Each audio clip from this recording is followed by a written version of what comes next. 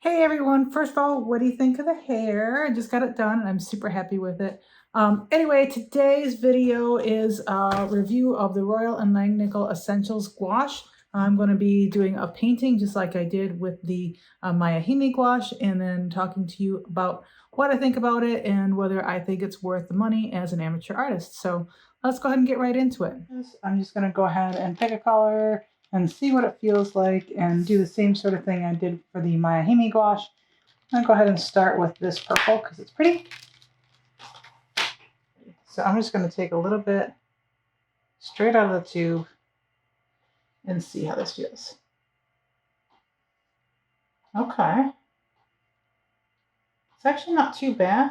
I feel like it might be a little bit sticky, but it's not as sticky feeling as the Himi gouache was, and it came across pretty nice and smooth without adding any water to it. So I'm a little surprised because I've seen professional artists review this and didn't really like it. And I don't remember why. I'll have to look and see what they said about it.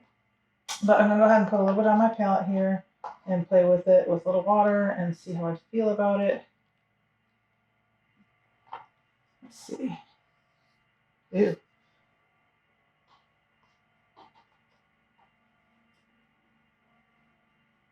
Apparently I didn't have enough pigment on my brush there. Let's try that again. Okay, definitely getting that kind of spottiness. Not getting enough pigment load on my brush apparently. Try again. That's better. So definitely you can see the transparency there from adding water to it. But that's all gouache. They all do that. So that's not something wrong with this brand in particular. It's just that's what gouache does. So now I'm just going to start adding a little bit more water as I work my way down to try and get some more of that transparency going.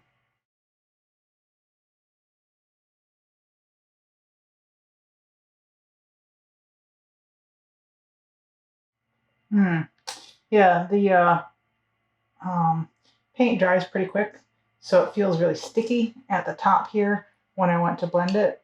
But again, that's gouache. Gouache just dries really quickly. Um, Overall, from this quick test, I'm not seeing a big difference in terms of the Royal Langnickel and the Himi gouache. So from a perspective of an amateur, I'm not seeing a big difference between the two. Alrighty, like usual, we're just going to go right into the painting here. And I have this sped up 4 times speed because I didn't think anybody wanted to sit and watch me paint for like an hour and a half. Like I did with the last painting, I'm starting in by just blocking in some color just so that I get an idea of where my colors are. I did start off by doing a little bit more thought work on what I wanted my values to be. I knew I wanted it darker on the top and then lighter down near the base and then kind of blurry down at the bottom. So I'm working on just getting those values in. And you can see here that the gouache is a little on the thin side, so I'm having a little bit of difficulty getting some layers over top. That might have been because I was using a little bit too much water, or it might be more of an issue with the paint itself. I did notice that when I squoze paint out of the tube, the first little bit came out and it was a little bit oily. There was some separation of the paint itself and the binder, I guess, that's in there. So it looked a little bit funny when it came out. It didn't seem to affect the quality of the paint. You could easily mix it up and have good paint that you could paint with. That wasn't an issue. One of the things that I've seen a lot of artists do and heard a lot of them do is this thing that I'm doing right here, which is just doing color blocking. So, like I said, I was just putting in the base colors of each of the parts of the painting, and that helps in a number of ways. Number one, it kind of gets the basic idea of the colors together on your painting. So you've got this underpainting on there, and so when you're painting over top, if something peeks through, it's kind of the color that you want it to be. Number two, one of the things that it does is when you put a color next to another color, it changes how that color looks. So if that red of the mushroom cap were next to something like a lighter color, like a pink or a light blue or something like that, it's not going to look as vibrant as it does now. Because it's next to the green, which is a complementary color, it really kind of pops and it's super noticeable. So getting those basic colors down really helps you to understand what your painting is going to look like. So I like to do it just so that I get an idea of, are my colors dark enough or light enough? Are they the right colors? That sort of thing. And yeah, and then like I said, it also helps with coming in and doing additional painting and being able to see that color shine through. I want to apologize right now for this angle. When I looked through the viewfinder, I thought you could see the top of the painting. Apparently you can't. And also, it was much darker than I thought it looked when I saw it through the viewfinder or through my phone, because I can actually see what I'm seeing through the camera on my phone, and it looked better there. So I do apologize that this is a little bit dark and you don't see the top. But there's nothing interesting going on up there anyway. I'm just darkening up the top a little bit because I wanted it to go have a gradient down to a lighter color. One of the things that I mentioned earlier is, the paint being kind of thin, and it is. I've noticed that after using kind of the second or third squeeze out of the tube that it is a little bit thin, even without adding any water to it. It's not as opaque as some of the other gouaches that I have used, and that makes it a little harder to cover up a darker color with a lighter color. So earlier you saw me painting the mushroom stem down a little bit further because I felt like it needed to go down into the ground a little bit more. And I had a bit of a hard time covering up that green with that kind of off-white color. I'm not necessarily having that issue with the off-white on top of the red here. That's covering it up pretty well. But from what I have seen and heard, the white gouache tends to be one of the more opaque colors. So white you usually don't have as much of an issue with, but I was having issues with like different colors of green over top of green and them not popping. So a little bit later, I'm going to start painting in some of the grass, and I have a really hard time getting a light green to show up on top of that darker green background. And that really has to do with the quality of the paint more than anything else. Like I said, even if I decided to use it straight out of the tube, I was having that issue. All right, at this point, I've painted some of the shadows on the stem. I'm not really liking how they look, so I'd go back and paint over that. But you can see that I'm kind of painting around the white dots. This is because I decided that I needed a little bit darker shadow on the sides, and you can see that I also painted a darker shadow on the bottom. And rather than painting over the white, I just decided to paint around it because I didn't feel like repainting those dots. I do end up going back and repainting some of the smaller dots on the bottom of the mushroom cap, but I needed to wait until the red was dry. And here you can see what I was talking about earlier, where even with a darker green, I'm sometimes having a hard time getting it to cover the background. It's a little bit transparent. Sometimes it's fine, but like other times I'm really having a hard time getting it to cover the way I want to, especially when it's the green on the green. And I don't know why that is. I think it's because the paint is a little bit thinner, like I said. It's kind of like the cheaper acrylic paint that, is usually a little bit thinner and you have to do more layers. That's not necessarily a bad thing. It's just not how I expected gouache to behave.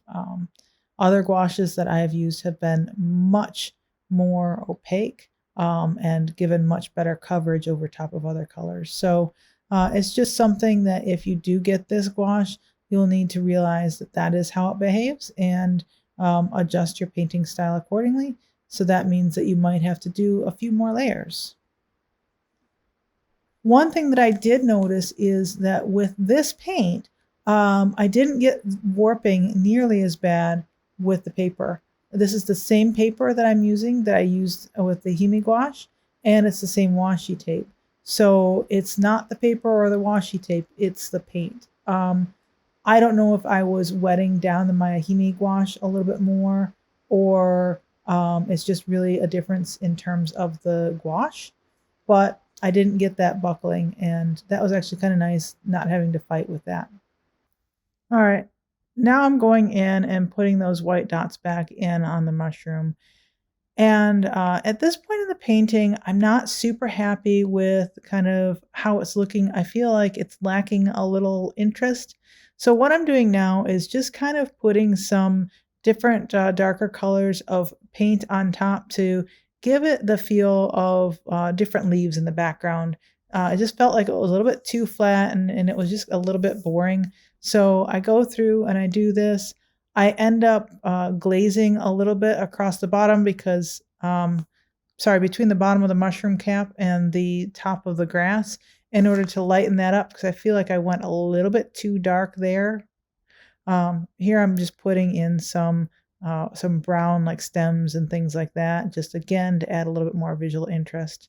Yeah, I've done the glazing now, and now I'm putting a darker color on the bottom and kind of giving it this vignette around the painting just to, again, make it a little bit more interesting. I wanted the bottom of the painting here to be blurry, so I'm just kind of pulling some of that paint up and blending it into the background.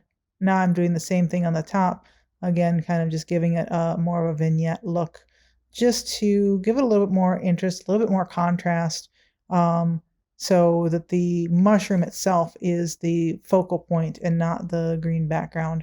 It just, like I said, it was feeling a little bit flat and uninteresting, so I'm just trying to save this piece at this point.